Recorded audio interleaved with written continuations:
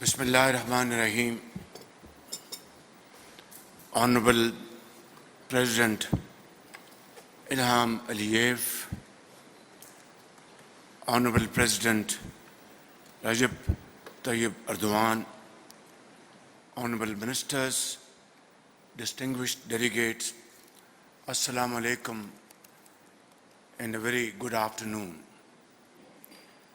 At the outset, I would like to congratulate my dear brother President Ilham Aliyev and our brothers and sisters in Azerbaijan on your Independence Day and the way Azeri nation fought for its liberation.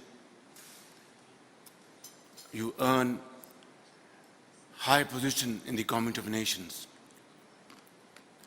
I would also like to, at this point, extend my heartfelt felicitation to my dear brother President Tayyip Erdogan for having very skillfully resolving the issue of PKK, and that goes to explain in volumes, my brother, your diplomatic skills to resolve this issue, and by virtue of this, you have earned a high place and influence not only in the region but beyond.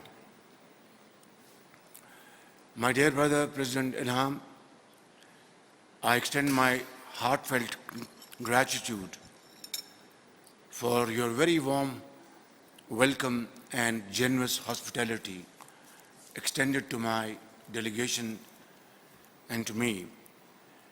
It is a profound honor to join my very dear brothers, President Aliyev and President Erdogan, in this august setting that reflects the meeting of hearts and souls of genuine friends and sincere well-wishers. Watching the flutterings of flags of Azerbaijan, Turkey and Pakistan here in the serene beauty of Lachen, our hearts are filled with immense joy and pride. Excellencies, we met in July last year at Astana in the trilateral format and had the most fruitful discussions on issues of mutual interest.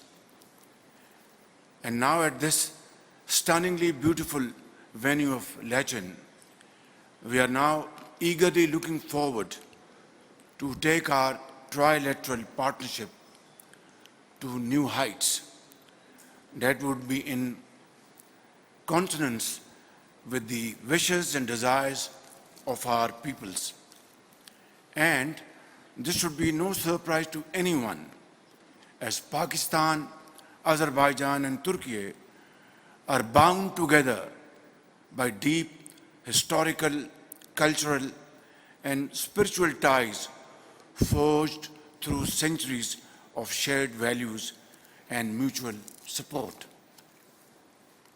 My dear brothers, in more recent times, this historic relationship has been further strengthened as we have stood by each other, whether it be on Karabakh, Kashmir, or northern Turkish Cyprus.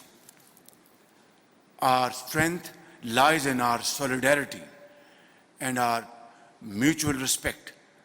This is but only natural, as our peoples too have given us their passionate support, as witnessed in the outpouring of love and affection in both Turkey and Azerbaijan.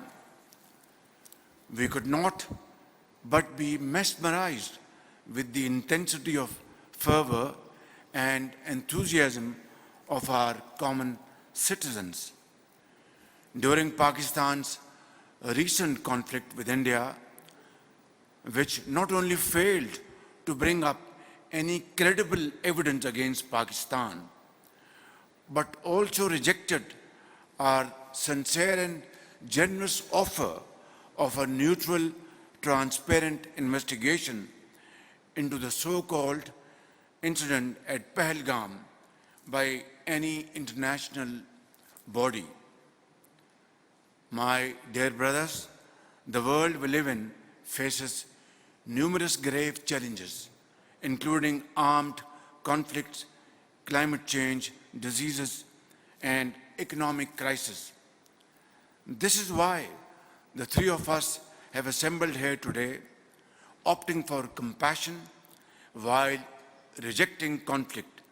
We are confident that patience and wisdom will ultimately usher in peace and prosperity. In today's unpredictable and volatile world, political security architectures, connectivity alignments, and emerging technologies are shaping the new reality. In such a situation, Pakistan is very fortunate to have sincere brothers like Turkey and Azerbaijan, who have stood together with us as impregnable rocks and whom we can trust without a second thought, unhesitatingly. Brothers in arms, forever united in peace, justice, and morality. Dear brothers, I am confident that our time-tested relationship would not only be beneficial for the well-being of our own people, but also contribute to peace and prosperity in the region and beyond. This trilateral format is both very timely and of great importance and significance for all of us, as it gives us the necessary political ownership and the impetus to move forward collectively and in unison in all spheres of our common interest. Finally, I would once again like to thank you from the core of my heart to have supported Pakistan in the recent conflict, which was obviously very serious. It was an aggression from India against Pakistan for no rhyme and reason.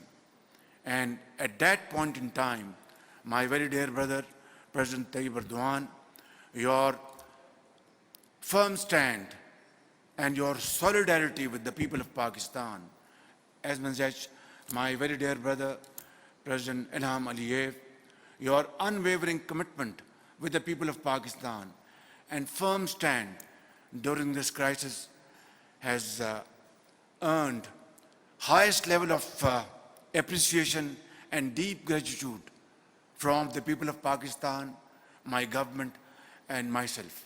And we will remain grateful to both of you and the both nations for all times to come. My statement would be incomplete if I, at this point in time, did not mention about the role of Field Marshal Sayyid Asim Munir, who led the armed forces of Pakistan, who fought with great bravery and highest level of professional acumen, and the entire Pakistani nation standing behind our armed forces and him. I saw him during those moments, God-fearing, fearless, firm, and with an iron resolve, with patience, and obviously with fortitude to face that aggression. Alhamdulillah, with Allah Almighty's infinite blessings and kindness and the support of the people of Pakistan and your support, we were victorious. But I have said in all humility that we want peace in the region. Yesterday we wanted peace, today we want peace, and tomorrow we want peace. And that requires talks on the table on issues which need urgent attention and amicable resolution. That is the issue of Kashmir, according to the resolutions of United Nations and Security Council, and as per the aspirations of the people of Kashmir. Secondly is the water issue. Unfortunately, my very dear brothers, India tried to weaponize Indus Water Treaty, which is a lifeline for the people of Pakistan, 240 million people, for their agriculture use, their own use for drinking purposes, and many other purposes. I think this was most unfortunate that India tried to threaten to stop our flow of water to Pakistan. This is not possible, this was never possible, and this will not be possible, inshallah. We are making proper arrangements to ensure that India never ever does it. Finally is the question of terrorism. I have said in all earnest that if India wants to talk on countering terrorism in sincerity of purpose, Pakistan would be willing to talk to India on this issue as well. But this is a fact of life, my very dear brothers, that we are the biggest victim of terrorism around the globe. We lost 90,000 people, valuable lives of Pakistan, and we have lost $150 billion worth of economic losses over the last many decades. And there cannot be a bigger commitment and our intention to beat this menace for all time to come. And in that, if India wants, in all sincerity, honest cooperation, Pakistan would be willing, along with promotion of trade with India. All these issues need to be discussed on table. I would be extremely grateful for your support in this behalf, as my very dear brothers and real brothers, in fact. May Allah Almighty, in His wisdom and benevolence, guide us in the journey that we are undertaking. Thank you, my dear brothers.